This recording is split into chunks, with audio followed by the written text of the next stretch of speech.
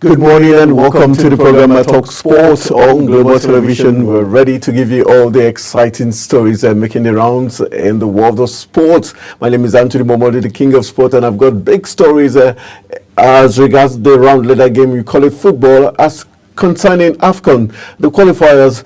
Talking about 2025 African Cup of Nations, we've got the biggest stories and the latest coming out from the Confederation of African Football, CAF. We'll also be taking you to Old Trafford, where Theatre of Dreams, a lot of things are playing out as after the sack of Erik ten Hag, who is taking over from Ten Hag. We've got the big story, and he is coming from Portugal. We'll also be celebrating today, marks it 50 years of the Rumble in the Jungle. Yes, talking about the greatest Muhammad Ali. Will be talking boxing on today's edition. Hopefully we'll be having the Nigerian Boxing Federation interim president in the person of Azenia Omoagige. Hopefully will be joining us in the live studios as we look at the life and times of the greatest called Muhammad Ali. So we're giving that story and other big stories concerning the last Ballon d'Or event that played out where it seemed like Vinicius Jr. was robbed of the gong, giving it to Rodri of Spain. So we're looking at that and other very interesting stories making the rounds. But let's start from the African continent, where we've got 54 football-loving countries. And let's talk about this one that says that the Nigerian Football Federation on Tuesday confirmed the date and venues for the country's senior men's national team. Talking about the Super Eagles final 2 Group D matches for the 2025 African Cup of Nations qualification series against the WAPs of Rwanda and the Cheetahs of Benin Republic. According to NFF, the Confederation of African Football has scheduled November 14 and 18 as the days for the 2 games. The Super Eagles will travel to Abidjan for the match day 5 fixture against the Cheetahs of Benin Republic, scheduled for Thursday, November 14 at Stade Felix Boni. And the match will start at 8 p.m. Nigerian time and 7 p.m. Ivorian time. Tell them the King of Sport told you so. And it will be officiated by Senegalese officials with Issa Sey named as the center referee. He will be joined by Jibril Kamara and Noah Bagora as assistant referees, while El Haji and Amadou Seal will serve as the 4th official.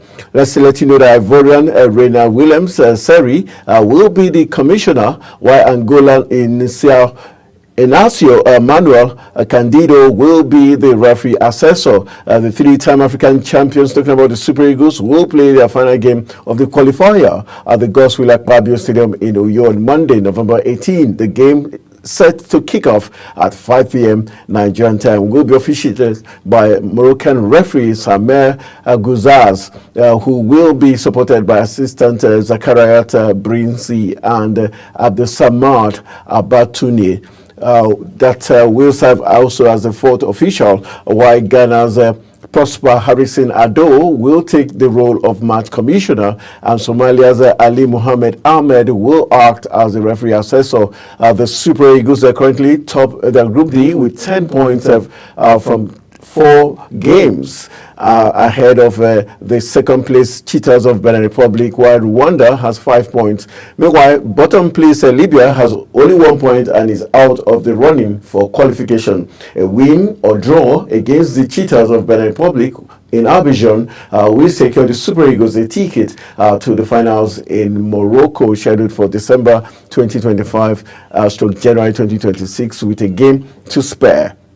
Meanwhile, the Super Eagles boycotted their last qualifier against Libya after suffering poor treatment, where they had their flight diverted to another city and also held hostage at the Al Barak airport in the outskirts of Benghazi for almost 20 hours without food, water, and internet facilities. All right, now we know the Super Eagles will be facing their 2 last matches against the Cheetahs of Benin Republic and the WAPs of Rwanda. All right, let's move on to other big stories still concerning Nigerian national teams. We're talking about the Flying Eagles. Yes, the team that did create history in 1989, where they made history in Saudi Arabia. They created what they called the Damas Daman miracle, 1989. Nigeria coming from 4 goals down to equalize against the USSR. Talking about Russia, present-day Russia. And I remember Nduko Gbade, Elijah and Cole, who did Chris Ohenhe. Those were the players that did history for Nigeria in 1989 when we did create history for FIFA called the Daman miracle. Now the Flying Eagles have set the stage, and the stage is truly set for the big showdown as eternal rivals Nigeria and Ghana slug it out for the Waffle B Under-20 Championship title on Wednesday at the Lome Stadium. Talking about Togolese capital, the Flying Eagles will be aiming to retain their status as the kings of the region as 2 of Africa's most storied youth teams meet in a match of epic proportions. Nigeria bounced back from an opening day defeat to Burkina Faso to reach the final after beating Ivory Coast and the Niger Republic 2-1 and 3-1 in the second Group A match and semi-final respectively. While both countries have secured qualifications for the Under-20 African Cup of Nations next year, the clash between the 2 of West Africa's football powerhouses evokes emotions with a sub-regional title and bragging right at stake. Let's let you know that Nigeria coach Aliyu Zubairu will be expecting his Chargers to retain the trophy they won 2 years ago in Niamey, Niger Republic. Nigeria's journey to the final has been marked by resilience, individual brilliance and teamwork. After navigating their way through a tough group comprising Burkina Faso and Cote d'Ivoire, they lost 1-0 to Burkina Faso before overcoming Cote d'Ivoire 2-1 to advance to the semi-finals, where they rallied from behind to beat the Junior Menas of Niger 3-1 to set up a final against eternal rivals Ghana. Standing in their way, though, are the Black Satellites, who have grown into the competition after a slow start. And just to let you know that the Flying Eagles will be looking to make history retaining their trophy as champions of the Under-20.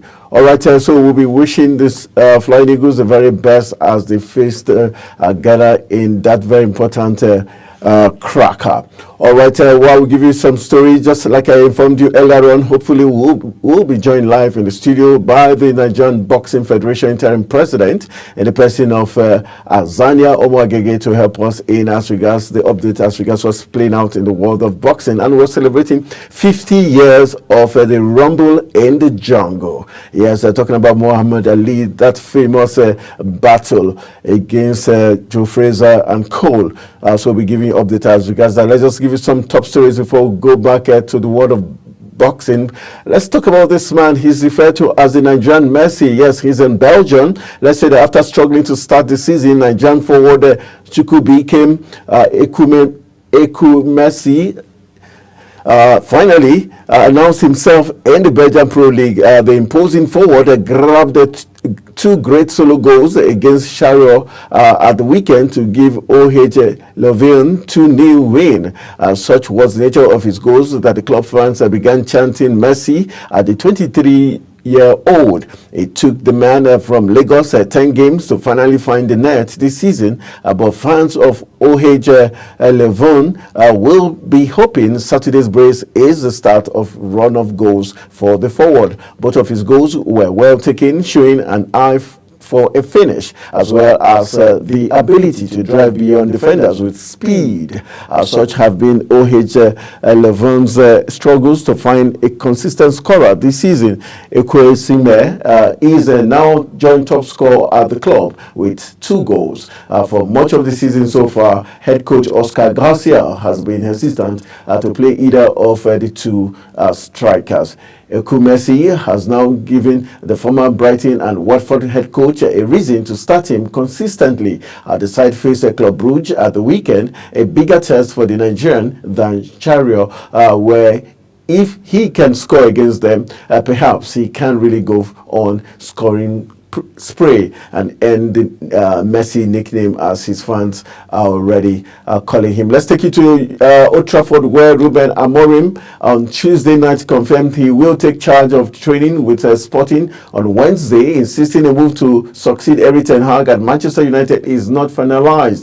Earlier in the day, Sporting released a statement confirming United's plan to pay 10 million euros, approximately 8.5 million pounds, release clause to buy Amorim out of his contract. But after overseeing a strange 3-1 League Cup win over Nacional, Amorim faced the media to reveal how close a switch to Old Trafford actually is. Amorim made a hasty exit at the final whistle, electing not to wave goodbye to supporters, many of whom were reduced to tears at news of his expected departure. Amorim spent most of Tuesday holed up at the club's training base in a bid to stay away from the cameras, amid increased reporting of an imminent switch to Old Trafford, having emerged as Ineos' #1 target. Locked away with his players, Amorim considered he needed to address the elephant in the room so they could focus on the Cup quarter-final game.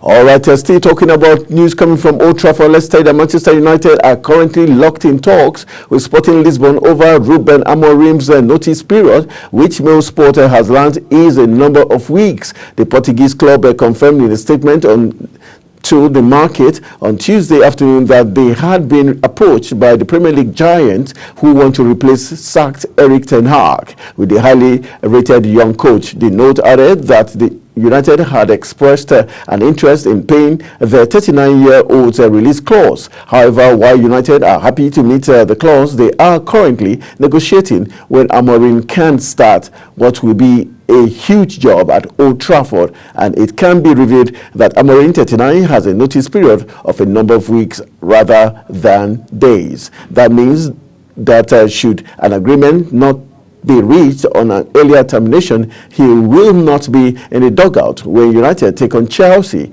on Sunday. Indeed, there is a prospect that Amorim, who won back-to-back titles in Portugal, could not take charge until United head to Ipswich Town on November 24th after facing Leicester in the EFL Cup on Wednesday evening, and Chelsea on Sunday. The 14th-place side take on the Foxes in the league on November 10. Following that match, there is a 2-week international break before the trip to Portman Road in a televised Sunday 4:30 p.m. kickoff. Sporting statement disclosed that their directors had informed United representatives of the terms of the 39-year-old's contract, specifically the termination clause of 10 million euros, added that the United expressed an interest in paying the valuation.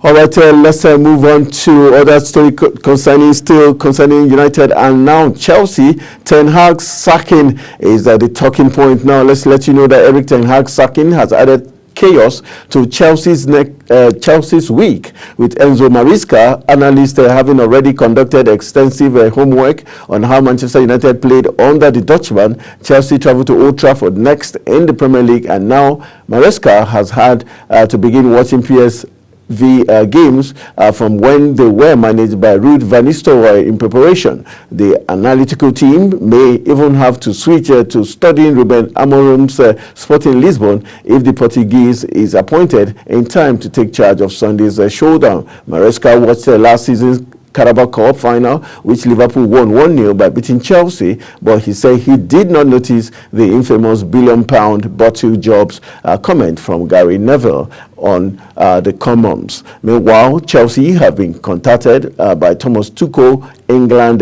for their goalkeeping coach Hilario. Currently, however, the former Blues shortstopper is still working for the Premier League club. Chelsea's second choice goalkeeper Philip Johansson will get his chance to impress against Newcastle on Wednesday on Robert Sanchez to keep his place as #1.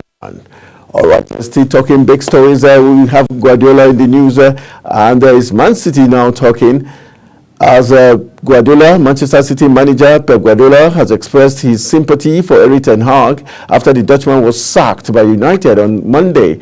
Ten Hag was dismissed as United manager with his side 14th in the Premier League table, having finished 8th last season. Guardiola City faced off with United 7 times during Ten Hag's 29-month reign at Old Trafford. City won 4 of those games, including a 6-3 victory in October 2022, but United famously beat their neighbours 2-1 in the final of last season's FA Cup. Speaking on Tuesday, Guardiola had some kind words for his former rival. Guardiola went on to predict that Ten Hag will come back stronger. Guardiola has been in charge of Man City since July 2016.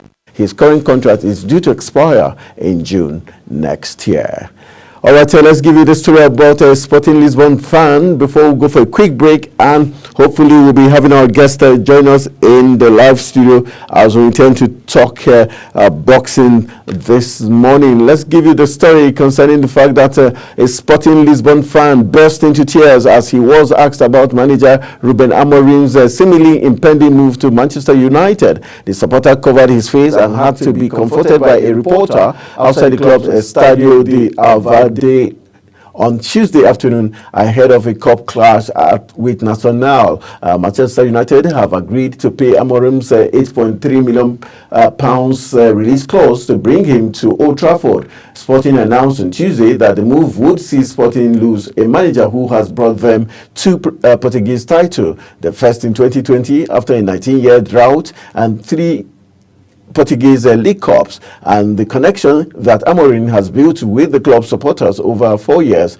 was evident in the emotion of the interviewed fan, who could only croak in the high-pitched voice by the end of filming with TV channel SIC. The Mail Sports exclusively revealed on Tuesday afternoon that the major hit in pricing Amorim from the Portuguese capital is his notice period, the sort of technicality you associate with more modern jobs. That means that an agreement not reached on an earlier termination, he will not be in the dugout where United take on Chelsea. All right, let's move to the blue side of Manchester, where Manchester City are adamant that they were not lining up Ruben Amorim to be their next manager, and they remain hopeful that Pep Guardiola will extend his stay at the club. Sporting Lisbon head coach Amorim, who is set to become Manchester United's new boss, had been linked with City should Guardiola decide to leave at the end of the season. Old Trafford Chiefs executive Omar Berrada, who had been influential in the swap for the Portuguese, joined United from City in the summer and is thought to have been aware of his old club's earlier contingency plans, but insiders at the Etihad has insisted Amorim was not on any list, despite appointing Sporting's Hugo Viana to replace City's director of football, Txiki Begiristain, at the end of the campaign. While wary of putting pressure on Guardiola, their preference is for the Catalan to extend his trophy-laden stay with the club, as first reported by Mail Sport in May. Sources say that even if Guardiola were to leave, they would then seek someone who fits their style of play, and Bayern Leverkusen's Xabi Alonso is well regarded. However, Guardiola suggested United have made a good choice in the pursuit of Amorim and dismissed claims that the appointment has come too quickly for the 39-year-old. All right, still giving you stories hitting the ground. Let's do one more. Let's let you know this talking female football. It's England taking on South Africa. Female football is where we're hitting next. They are 7 months until the Lionesses begin their defense of their European Championship crown, but they do not look anywhere near the team that was victorious on home soil in 2022 after humbling defeat by Germany, where her defense was exposed. This game against South Africa was a chance to experiment and see whether any new faces could take their chances to impress. Wigman made 8 changes to the team, but was beaten by Germany, including first start for the Tottenham striker Jess Nars. Grace Clinton, who scored the second goal in what turned out to be a narrow victory, impressed during the dominant first half and will certainly be pushing for the starting place come July. But England continue to look shaky in defence, particularly down the left side, which perhaps will be Wiggman's biggest concern ahead of next summer. The evening started so positively when Captain Lee Williams marked her 50th cap with a goal. The England captain has not been in the best of form for Arsenal and struggled against Germany, with the defender giving the ball away in the build-up to the first goal. But the second half, she was at fault for the goal that allowed South Africa back into the game, again giving the ball away in her own half. The sloppy passing seemed to catch on, and another night, England would have been giving up their lead. South Africa got on behind too often, but could not take their chances. All right, let's go for a quick break. When we return from the break, we'll be talking with the Nigerian Boxing Federation interim president in the person of Azania Omoagege, who will be giving us heads up as regards what's playing out in the boxing fraternity, as we also celebrate Muhammad Ali 50 years in the Rumble in the Jungle. Stay with us.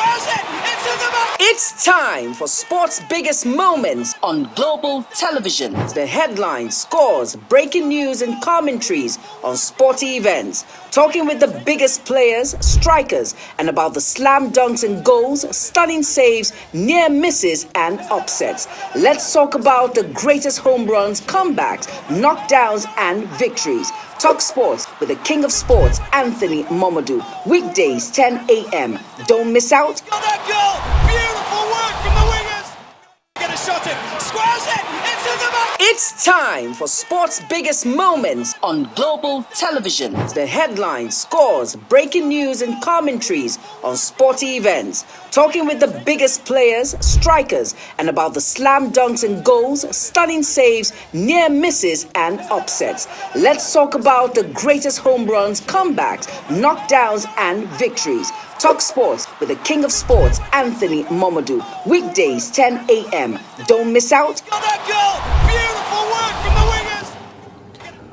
All right, welcome back from the break. We still talk sports and giving you all the big stories making the rounds. Let's just give you this quick one before we roll into the world of boxing. Let's let you know that Vinicius Jr. believes that his public fight against racism cost him the Ballon d'Or. A report has claimed the Brazilian missed out on the prestigious award to Manchester City's and Spain midfielder Rodri, while Real Madrid teammate Jude Bellingham came third. The Spanish giant grabbed the headlines before Tuesday's ceremony in Paris when he was reported that the players and the coaches had decided to boycott the ceremony after learning Vinicius Jr. would not be taking home the top honor. According to Reuters, this comment was in reference to his fight against racism. In recent years, Vinicius had been at the center of discussions on racism in football, having been targeted to abuse at least 16 occasions in recent years. Last month, he suggested that Spain should not host the World Cup in 2030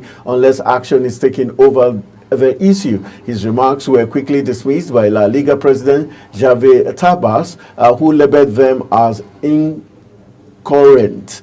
All right, the forward broke down in tears at the press conference earlier this year when discussing the subject matter. Vinicius was a hot favorite to win the 2024 Ballon d'Or after his vital contribution helped lead Real Madrid to the La Liga UEFA Champions League double. He hit 6 goals and 4 assists in 10 Champions League appearances and tallied 20 goal involvement in 26 La Liga matches ahead of the event. RMC reported that Madrid president Florentino Perez was furious with the decision. Meanwhile, journalist Jose Luis Sanchez claimed a 50-man strong party was scheduled to jet out only for them to cancel after discovering Vinicius would not win. And just to let you know that the president of La Liga has accused Real Madrid of showing a lack of elegance following their club's dramatic boycott of Monday night's Ballon d'Or awards. The European champions Madrid had initially planned to send a delegation of 50 people to Paris, where they were expecting to see Vinicius Jr. be crowned as the best male player in the world. All right, quite a controversy there, and that's I'm going to welcome my guest who is in the live studio. He is not Vinicius Jr., but he is the interim president of the Nigerian Boxing Federation as we celebrate 50 years of Rumble in the Jungle. Talking about Muhammad Ali, the greatest. Good morning, nice to have you good in morning, the studio. Good morning, my brother. How are you doing? Great. Before we run into boxing, this is the Ballon d'Or. Do you think Vinicius Jr. deserved it? Did you think Real Madrid was right not to attend? And the organizers, were they fair? The fact that Vinicius Jr. spoke against racism and said probably Spain shouldn't host the World Cup until they deal with it. Was it enough reason to deny him the Ballon d'Or? Shouldn't it be sport related rather than politics? It's so sad. When you were reading the news just now, I felt so really sad about what's going on in football. It's always been there, especially Spain.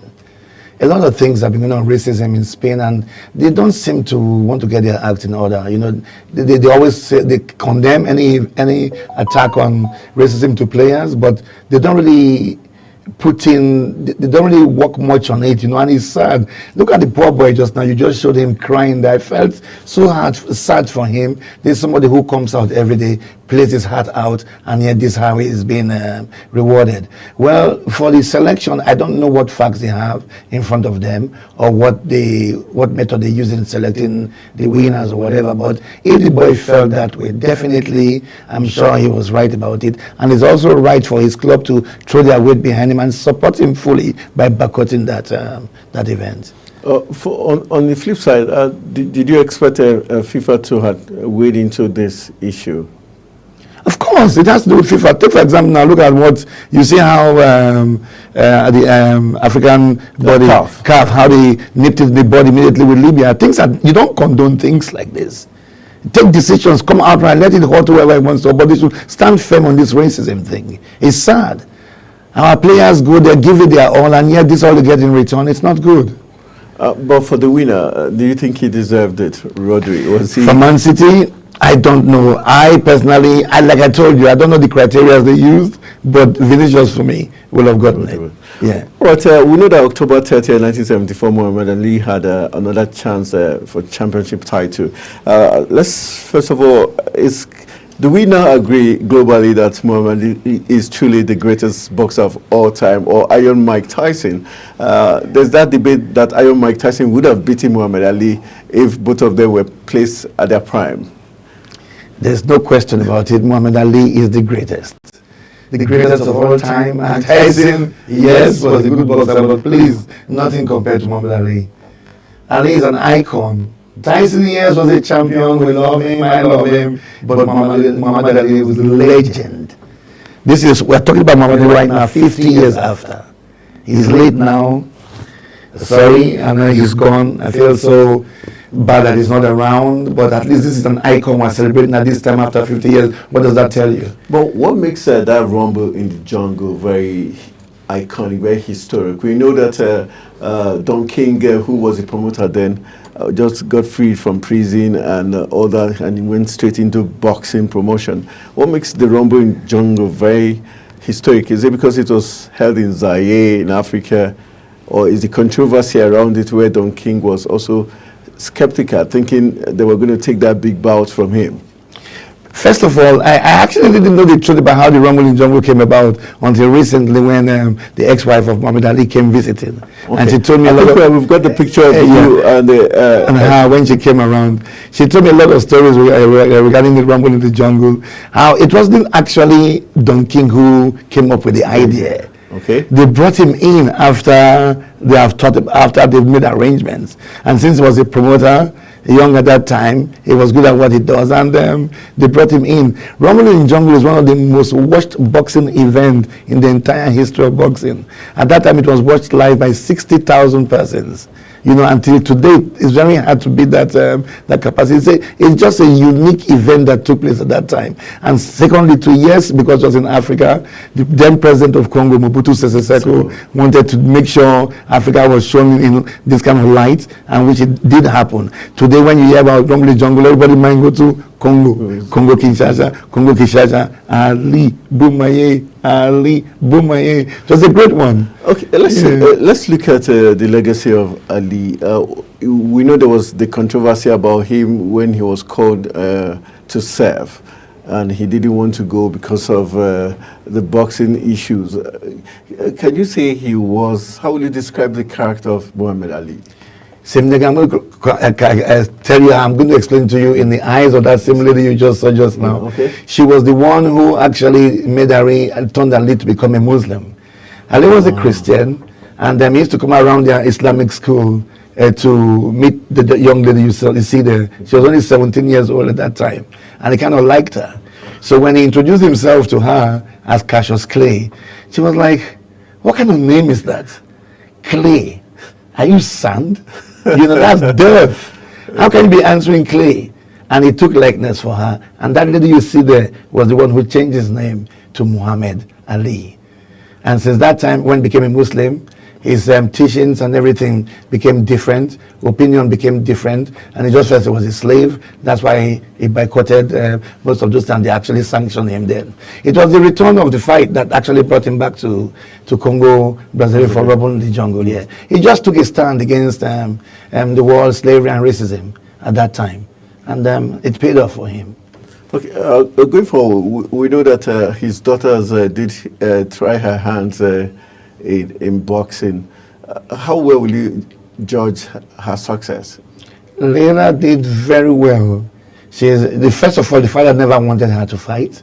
He opposed her going into boxing.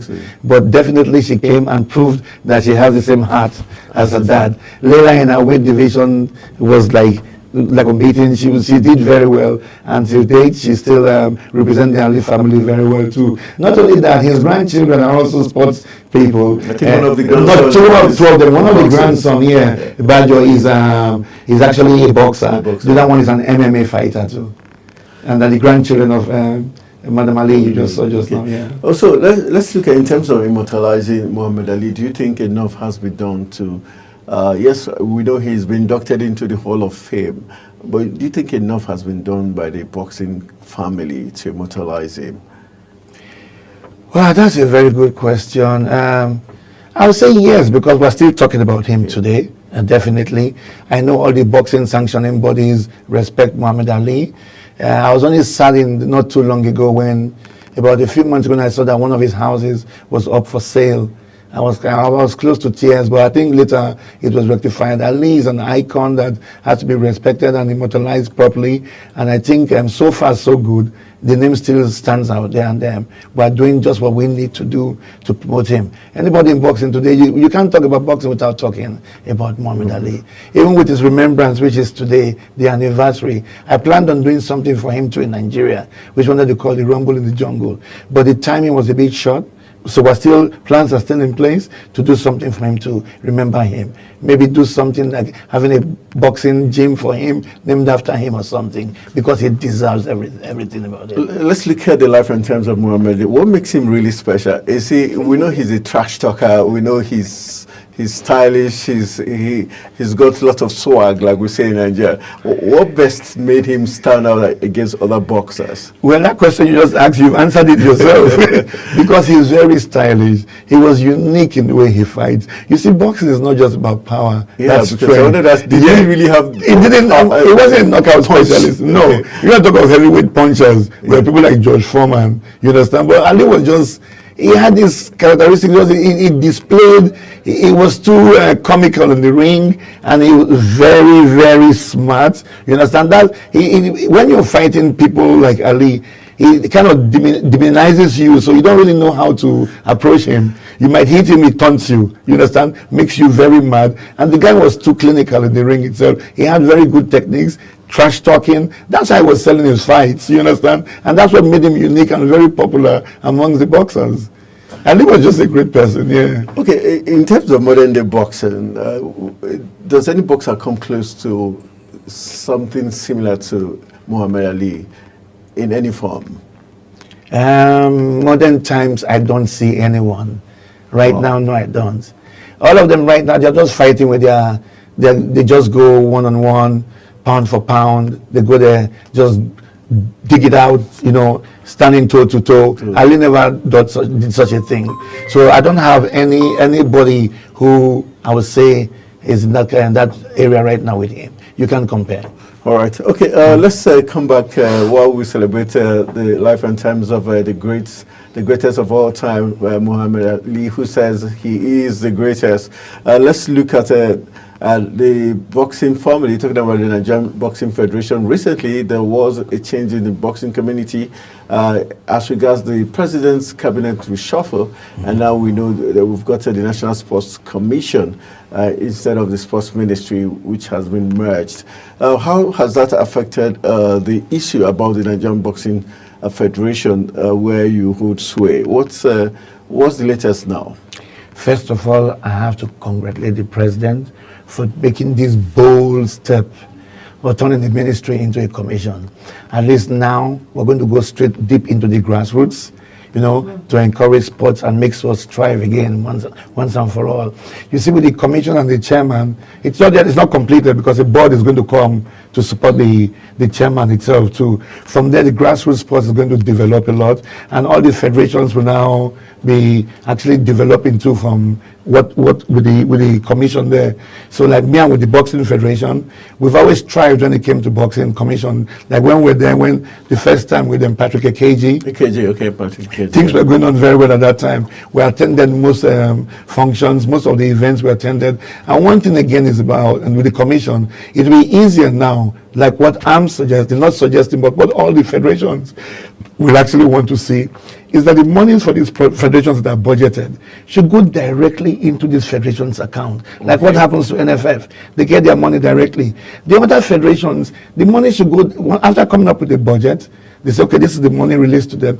Give it to them directly to their federation account so they can now know how to come up with their programs that they want to do to achieve their programs. But not when you budget for them, they pay the money to the ministry. Ministry doesn't give it directly to the federations.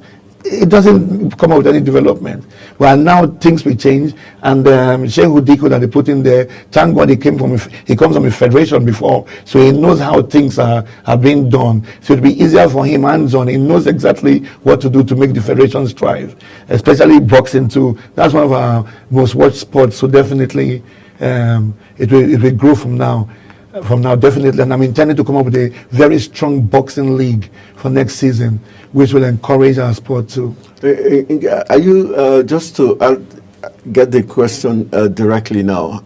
Can we say the issue of interim has been put to bed now, as you're now the subsistent Nigerian Boxing Federation president? Has that been completely resolved now? Let's call it interim for now, but it's looking very, very, very good.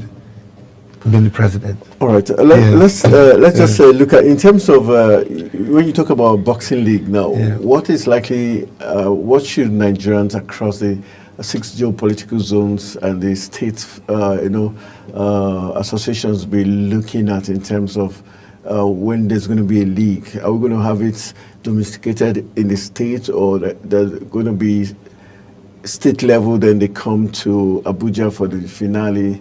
What are we looking at? We actually did. Who's going to have the opportunity to be part of this league? First of all, you have to understand that each of these states have their own boxing teams. Okay. So that we've done a league before, we tested it, and it was very, very successful. Even the first time we started with about 6 teams, and from there we grew to the next, I think, about 8. So what happens is this: it's a national league. So we're not actually going sectional for now. We just come to national league. They fight home and away. You understand? So it makes them progress further. And if it's we've not come to the states. If we were doing it by state or zone by zones, it won't really help us for now. So because we need boxers that go out for competitions a lot. So when the league is there, they bring in their best. And it doesn't have to be that, if there's a league, somebody fighting for maybe, let's say Delta has a team.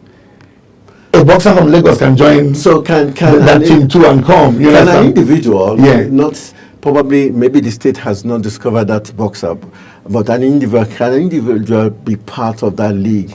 Would there be a special, opening for individuals who want to be part of the league without having a team or a state they are affiliated to? No, they have to register. They must be affiliated to a boxing. It could be a boxing club. It doesn't have to be a state club. Okay. It could be. There are many local boxing clubs around. Okay. The clubs could register themselves. Okay. Like now, there's a club called Utateco.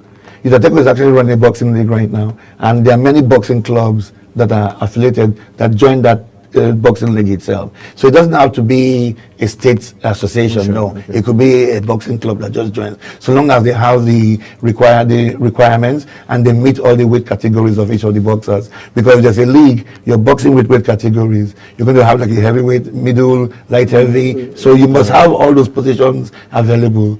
So once they meet that, we're fine. Okay, in terms of the coaches now, who are going to be very instrumental, the coaches and the medical teams, what will be put in place to ensure that we get not just develop the boxers, but also develop the coaches? The last time we spoke, you talked about the fact that we had Coach Tony, who seemed to be one of the grade A coaches. What will be put in place to ensure that we get more Coach Tonys? You see, you just a very good question. Now, that's why, like Nigeria now, we belong to an international body called the IBA, which is IBA, okay? IBA, yeah.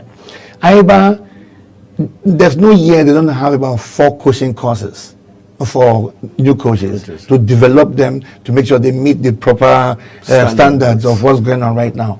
And I can assure you in Nigeria, and then we also have our own national coaches. These are the coaches that start from the grassroots to bring these boxers. But anything, like now there'll be a coaching exams coming up in Ghana, which I've already told the boxers, the coaches to register. So the more they upgrade themselves, the better. And we have a lot of graded boxers, one star, many that are very capable of bringing boxers from every level. They know also with referees, the same thing too. We have them graded. Nigeria has very good coaches, referees, and boxers. Don't forget we have over 4,000 boxers in this country. So, so it's not easy. So we have to engage them, engage them in the right way too. Are we getting support from IBA and other relevant boxing bodies in order to help the development of the sport in Nigeria? IBA is doing very great for Africa. Okay, Nigeria has benefited a lot from IBA. If without IBA, I don't know where our boxers would be by now. We don't seem to hear this a lot in the media, but we hear more. FIFA has done this. There's FIFA Go project. There's FIFA grant for preparations for World Cup, but we don't hear this when it comes to boxing. That's why boxing needs a very good media team to bring all these things out. And once the league starts too, you're going to be hearing all this because you're going to be seeing the league live, the boxers fighting, so they'll be talking more about boxing then and letting you about the developments. But like I said, let me go back to IBA. IBA has done a lot. They've given us equipment, and they also sponsor our boxers anytime there are international events. You understand? They pay tickets for the boxers, give them room and board, and give them also transportation. IBA is great. We have what they call it FSP, and maybe they say $50,000 for Nigerian Boxing Federation for the year or for the quarter. Anytime we want to go for an event, we now apply for that FSP. Then we use it to travel, and that's it. So just in case the ministry is not forthcoming, our boxers usually go for events. And you see, like now there's a new boxing body called World Boxing. Yes. Okay. Boxing, yeah. Nigeria has to really sit down and see what they want to do. My then president, General Minima, I don't know who advised him, but on his own, when he heard about this new boxing federation, he personally instructed his secretary to go and join World Boxing. Yeah. You can't do that. Nigeria still remains with the IBA. The ministry has to make that pronouncement.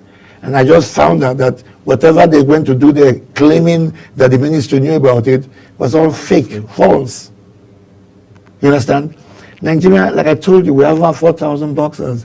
We have coaches who rely on IBA. We have referees that rely on IBA. Nigeria is a federated unit, that MBF you see. It didn't say Minimas Boxing Federation. No, Nigeria Boxing Federation. When you want to do such a thing, you come, you call a Congress. True. Tell the Congress, this is what's going on. And you have the IBA, you have this new body. Which one you think will benefit you? Take a vote. And I can assure you 99% of them will vote for the IBA because that's how they eat right now, getting all their prize money. And what will shock you, IBA has about 170 boxing federations worldwide that are with them. This new body only has 20. So where will Nigeria now leave the IBA as the only African country that is leaving to go and join World Boxing? That it has to be investigated to see what happened there. And at the same time, yes, the IBA has been suspended by the IOC. Right now, they don't recognize the IBA. Neither do they recognize World Boxing. So right now, as we speak, the two boxing federations are not recognized by the IOC. So why did you run to the World Boxing? All right, a big question that he has to answer. Hopefully in the coming days we'll talk more about Nigerian boxing as we look at what is to come for Nigerian boxers in the coming days. I want to say a big thank you to the interim, and hopefully in the next couple of weeks we'll be calling him the substantive president of Nigerian Boxing Federation. Thank you very much for joining us in the live studios. Thank you very much, my brother. All right, that's how we're going to call it a wrap on today's edition of the program Talk Sports. Hopefully tomorrow we'll be talking more sports stories and big issues making the rounds in the exciting world of sports. My name is Anthony Momodu, the King of Sport. Good morning.